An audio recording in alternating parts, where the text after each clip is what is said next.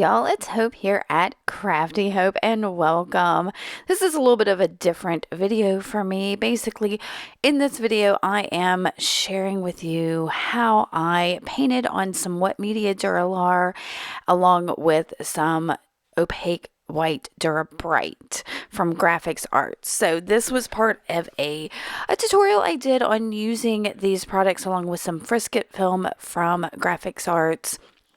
And I cut the video down a bit so that it just didn't seem so lengthy, basically, for the graphics, for the purpose of graphics. But I wanted to share the whole thing somewhere, and here on my channel is a great way to do it. So this is the final product is a layered journal page. The journal itself is the mixed media journal. I think it's the 6x9. I'm not sure about the inches. That's awful. I've got the information put up, but it's their mixed media journal. They've got two sizes, one that's square and one that's rectangular. This is from the rectangular one. The journals have several different pieces of Dura-lar. So there's a wet medium, a thicker clear Dura-lar, a matte Dura-lar, an opaque white, and opaque black. And then there's two pieces of the natural chipboard that come with the journals that serve as the front and back. And then there are rings that kind of attach everything. Now these journals are great because you can just pull the pages out that you need and use them. So in this one, I pulled out the wet media Dura-lar page because I really wanted to see if I could watercolor on it. And as you can see, y'all, I absolutely did. And I did a bunch of, you see, like daisy shaped flowers. And then I tried to do this rose, and I was not happy with it. So I was able to just, while it was still wet a paper towel and wipe it up. Now, I think you can also do that once it dries, but I wasn't super concerned with doing it while it was dry. So, because I wanted it to dry. So here I did it again, cleaned it up, super easy. So I did all of these and I left them to dry overnight just to see how they would look. So this was the next day. They were super dry, matte even, the way the watercolor had dried. And once I knew this worked, I was like, okay, we're going to go to town with some other types of flowers. And this video is basically to show that process of me watercoloring all these flowers on this wet media Dura-lar. So after I did the daisy ones, I'm kind of coming in with some more like hydrangea shaped ones. And then I'm going to do some like cone flowers and some like stalky ones. I'll go ahead and tell you that you can see I'm kind of doing this in a vertical orientation. The final project is going to end up being horizontal. I didn't know that when I did this. I really thought I was going to do it, but I realized I just didn't leave myself a wide enough area for the wording I wanted to do on the second layer of this. So it'll end up being horizontal and like a landscape as opposed to the portrait that I have it in now. So, and it's not going to be a big deal because the big thing for me was the flowers. So, and you can see I'm kind of just working up my way around this, trying to stay away from some of the wet areas so I didn't smear anything. I will say I did in a couple places smear it, but that's not a huge deal because this wipes up. So here's some little other like almost daisy shaped ones that I'm doing that basically just little star shapes that I'm coming back in with a little bit. I think that was a brown to kind of make them like a black-eyed Susan. So is that right? Black-eyed Susan? Yes, that's right. I can't remember what I'm doing next. I'm mixing up. Oh, yeah, my sets don't really have like a pale pink, and I think that's what I was trying to mix up. Now, the watercolor palettes I'm using here, one is, that bigger one is just a cheap one from the craft store, like their brand, and the other one is the Jane Davenport's Brights set. So, and just some really basic ones worked on this wet media Dura-lar. So as you saw, I did a couple more, again, like daisy shaped flowers. I don't even know what else to call them, long petaled flowers. And then I'm adding in just some dots for texture so that And then I've got a brighter pink there that I think I put in the center of my big pink daisies. And I really had a good time playing with this. And so I'm going to include that. I'm going to play a little bit of music till we get to the next part where I work on the opaque. Oh, what did I work on? It's the the opaque white Dura-lar. So, yeah.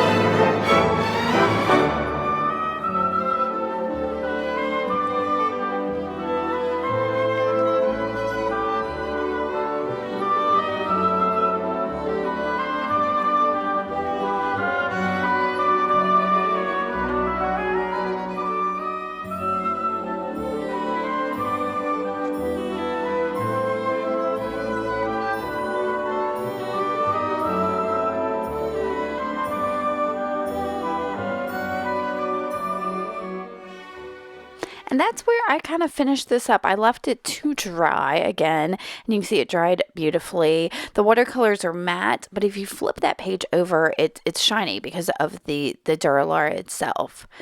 So I moved from there over to the opaque white Dura-Bright, and I'm using just, y'all, these are cheap craft acrylic paints.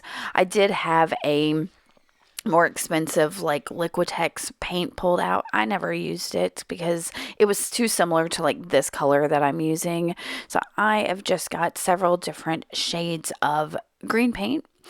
And I've got it masked off in the center because I knew that's where I wanted to put that sentiment that I mentioned earlier in the center. So I've masked that off. And if you noticed on the wet media Dura-Lar, I kind of didn't paint my flowers in the center either. That was my whole idea for using this.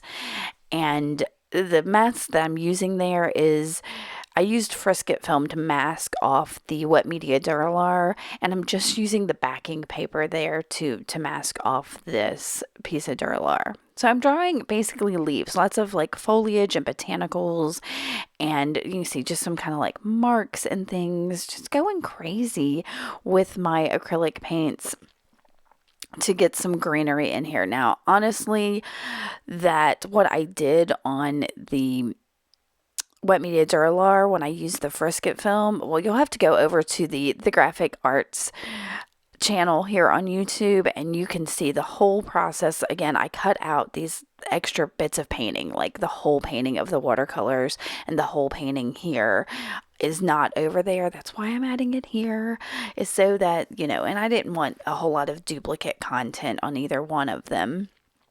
But here you're getting to see this, and you'll see the finished product both here and there, but some of the steps I took kind of in between.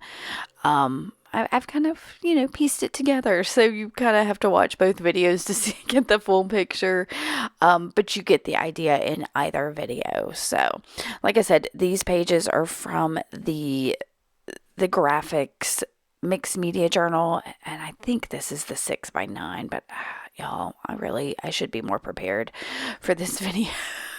So once again, I am going to let you kind of just watch me paint this, and I'll play some more Waltz of the Flower Lilies for you. No, Waltz of the Flowers for you, and I'll see you at the end of this in just a few minutes.